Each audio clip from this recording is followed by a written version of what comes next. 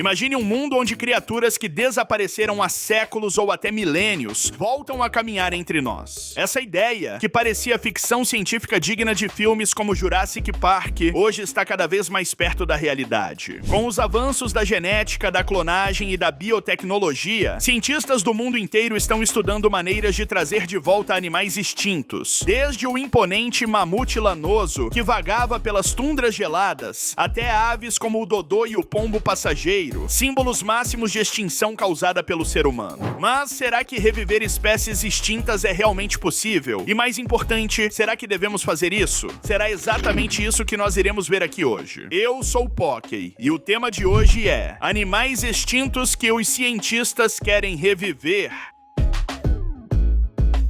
O mamute lanoso é um lendário gigante da Era do Gelo que tem fascinado tanto os cientistas quanto o público, e que hoje figura como protagonista em iniciativas de desextinção. O mamute lanoso era um parente extinto dos elefantes atuais, adaptado ao clima frio com pelagem densa, orelhas pequenas e depósitos de gordura para suportar baixas temperaturas. Ele viveu de cerca de 300 mil anos atrás até aproximadamente 10 mil anos atrás. Seus restos bem preservados na Sibéria e no Ártico permitiram análises detalhadas de DNA, pele, alimentos e muito mais. Devido a isso, a Colossal Biosciences, fundada por George Church e Ben Lam, está na expectativa de promover a desextinção do mamute lanoso, usando técnicas como edição de genes para inserir características de mamute em elefantes asiáticos. O plano é criar um mamofante, um elefante modificado geneticamente com traços como pelagem espessa, gordura subcutânea e resistência ao frio. O objetivo ambicioso é o de produzir um filhote até o final de 2028, usando células tronco e potencialmente uma gestação em útero artificial.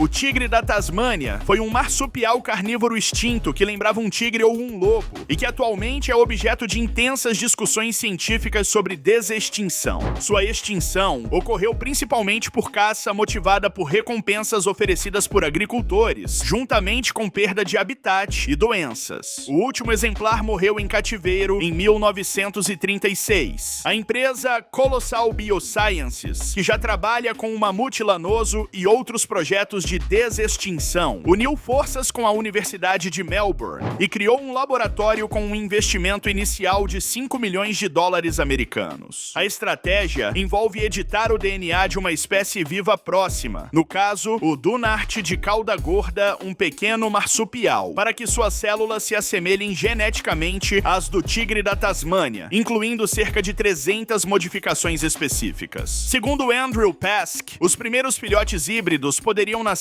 dentro de uma década. Já a Colossal, de forma mais otimista, sugere que isso poderia acontecer em menos tempo, inspirando-se em sua progressão com outras espécies extintas.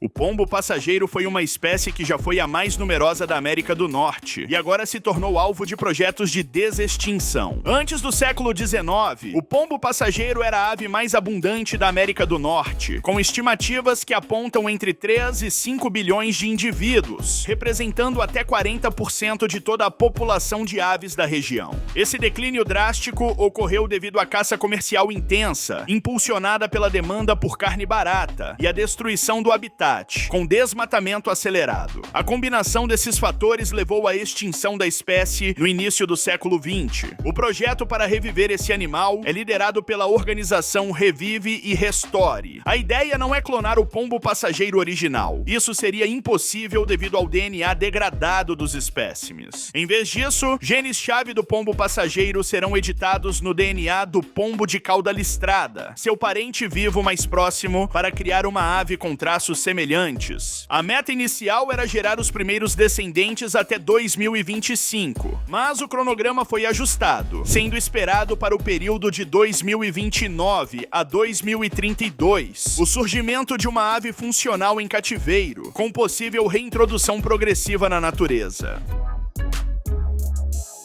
O dodô, a icônica ave extinta das Ilhas Maurício, é frequentemente representado em discussões sobre desextinção. O dodô foi uma ave não voadora endêmica das Ilhas Maurício, extinta no século XVII devido à combinação de caça, destruição do habitat e, principalmente, a introdução de predadores como ratos, porcos e macacos nas ilhas. A Colossal Biosciences, empresa estadunidense de biotecnologia, mais uma vez está à frente do projeto de desextinção do dodô.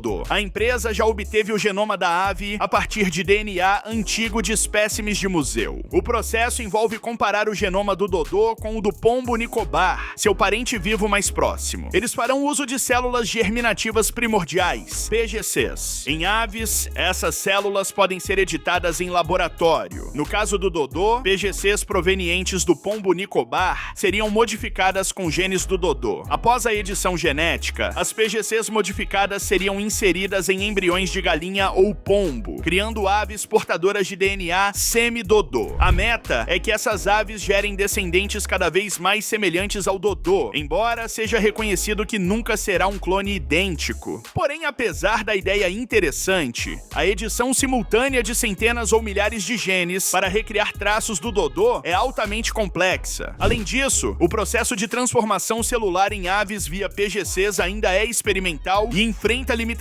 técnicas relevantes. O rinoceronte branco do norte está de fato funcionalmente extinto. Restam apenas 2 fêmeas, ambas incapazes de se reproduzir naturalmente. Para salvar a espécie, os óvulos das 2 fêmeas foram coletados e fertilizados com sêmen preservado de machos já falecidos, como Sudan, Suni e outros, resultando em 30 embriões viáveis atualmente armazenados em nitrogênio líquido na Itália e na Alemanha. Em 2023, um avanço crucial foi alcançado. Pesquisadores do consórcio BioRescue implantaram com sucesso um embrião em uma rinoceronte branco do sul, uma subespécie próxima chamada curra. Embora a curra tenha falecido após 70 dias de gestação devido a uma infecção causada por bactérias ativadas por enchentes, a descoberta de um embrião viável durante a autópsia representa uma prova de conceito valiosa para futuras aplicações. Equipes científicas também estão explorando a conversão de células de pele do rinoceronte branco do norte em células tronco pluripotentes induzidas, iPSC, que podem ser usadas para gerar espermatozoides e óvulos artificialmente, uma alternativa valiosa à escassez de material genético disponível. O leão das cavernas foi um majestoso predador do Pleistoceno, extinto há mais de 7.000 anos, e hoje se debate sua possível ressurreição científica. Foram encontrados filhotes desses animais quase intactos em permafrost na região de Iacútia, na Sibéria, incluindo pelagem, pele e tecidos moles. Outra descoberta inclui um filhote encontrado no rio Tirektik, também em excelentes condições de preservação. Cientistas russos, em colaboração com pesquisadores sul-coreanos, estão explorando a clonagem tradicional, embora reconheçam a dificuldade de usar células vivas preservadas por milênios. O geneticista sul-coreano Hwang Woo-suk expressou interesse em usar tecidos dos filhotes para tentar a clonagem, apesar de controvérsias sobre a quantidade de amostra disponível. Embora bem preservados, os restos ainda contêm DNA degradado e não células vivas, o que limita a clonagem tradicional. Em casos recentes, com espécies muito mais recentes, como a cabra montês dos Pirineus, extinta há apenas 23 anos, não houve sucesso, o que sugere ainda mais complexidade para espécies com mais de 10.000 anos. O bisão das estepes é outra espécie extinta que foi encontrada em notáveis condições. Entre esses encontros está o famoso exemplar Blue Babe, um bisão congelado de aproximadamente 36.000 anos, encontrado no Alasca, cuja incrível preservação permitiu estudos anatômicos profundos. O bisão das estepes foi uma espécie extinta de grande bovídeo que habitou vastas regiões da Eurásia e da América do Norte durante o Pleistoceno e sobreviveu até o Holoceno Médio. Blue Babe é um exemplar excepcionalmente preservado, encontrado no Alasca em 1979. A preservação incluiu órgãos internos e tecidos, possibilitando estudos detalhados sobre anatomia, parasitas e história de vida. Em 2016, pesquisadores russos e sul-coreanos relataram a descoberta de uma cauda de bisão das estepes, com mais de 8.000 anos no permafrost da Rússia. O plano era usar esse material para obter DNA e avançar em técnicas para clonagem, utilizando como primeiro passo a clonagem de um bisão do Canadá com a vaca como mãe de aluguel. No entanto, como dito anteriormente em outros casos, muitos especialistas são altamente céticos quanto à viabilidade da clonagem a partir de DNA antigo, especialmente quando o material genético está muito fragmentado. O urso das cavernas é um magnífico plantígrado do Pleistoceno cujos restos têm revelado segredos genéticos surpreendentes. O urso das cavernas viveu até cerca de 24 mil anos atrás e seu DNA, tanto mitocondrial quanto nuclear, foi extraído de ossos e dentes de espécimes, que chegam a 360 mil anos, em particular de um osso petroso do ouvido interno, com excelente preservação de material genético. A partir disso, pesquisadores conseguiram recuperar sequências genômicas valiosas, que permitiram recalibrar a taxa de mutação genética e reescrever a história evolutiva dos ursos. Porém, é importante lembrar que o DNA antigo ainda está fragmentado e degradado, dificultando a montagem completa de genomas funcionais. Não há células intactas, apenas sequências parciais e, por consequência, limitações práticas para qualquer tentativa de desextinção.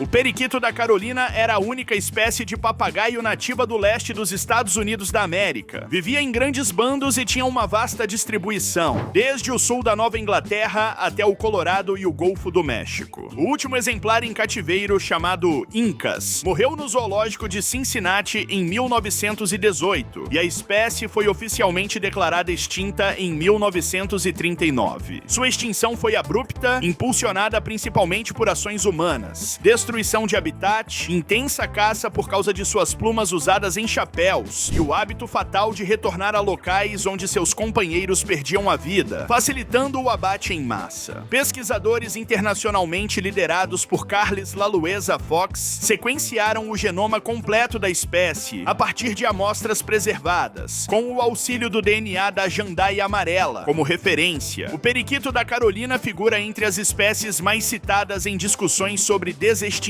A ideia seria editar o genoma da jandaia amarela para torná-lo semelhante ao do periquito da Carolina, porém ainda existem muitas dificuldades que estão sendo avaliadas e estudadas. O periquito da Carolina representa um dos episódios mais emblemáticos da biologia conservacionista nos Estados Unidos da América, uma ave vibrante que desapareceu rapidamente diante do avanço humano. Hoje, aprofundar o entendimento genético dessa extinção ajuda a identificar vulnerabilidades de outras espécies ameaçadas. Em 2025, a empresa norte-americana Colossal Biosciences divulgou o nascimento de 3 filhotes, Romulus, Remus e Khaleesi, que, segundo afirmaram, tratam-se dos primeiros lobos terríveis desde sua extinção há aproximadamente 13 mil anos. Eles usaram amostras de DNA antigo, mais especificamente um dente de cerca de 13 mil anos e um crânio de 72 mil anos, para identificar cerca de 20 genes-chave associados a características como pelagem branca, estrutura robusta, tamanho corporal e musculatura. Em seguida, essas modificações foram inseridas no genoma de lobos cinzentos modernos, gerando o nascimento dos filhotes como híbridos genéticos, com traços inspirados no lobo terrível. Especialistas consideram que os filhotes não são verdadeiros lobos terríveis, mas sim lobos cinzentos geneticamente modificados. Posteriormente, a cientista-chefe Beth Shapiro admitiu que as crias são, de fato, lobos cinzentos com 20 edições genéticas, e que o termo lobo terrível foi usado mais como menção popular do que científica.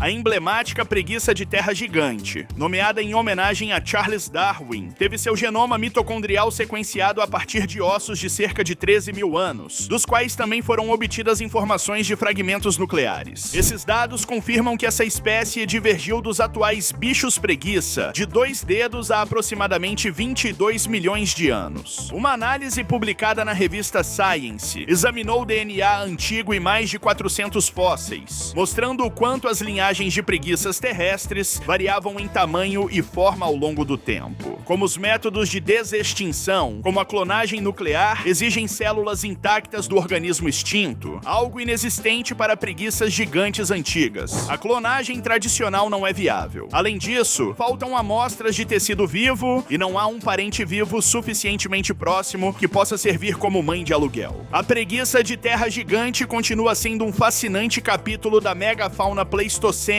Apesar da disponibilidade de DNA antigo e de dados genômicos valiosos, a desextinção real é atualmente inviável por limitações técnicas, biológicas e pelo conhecimento ainda incompleto da espécie.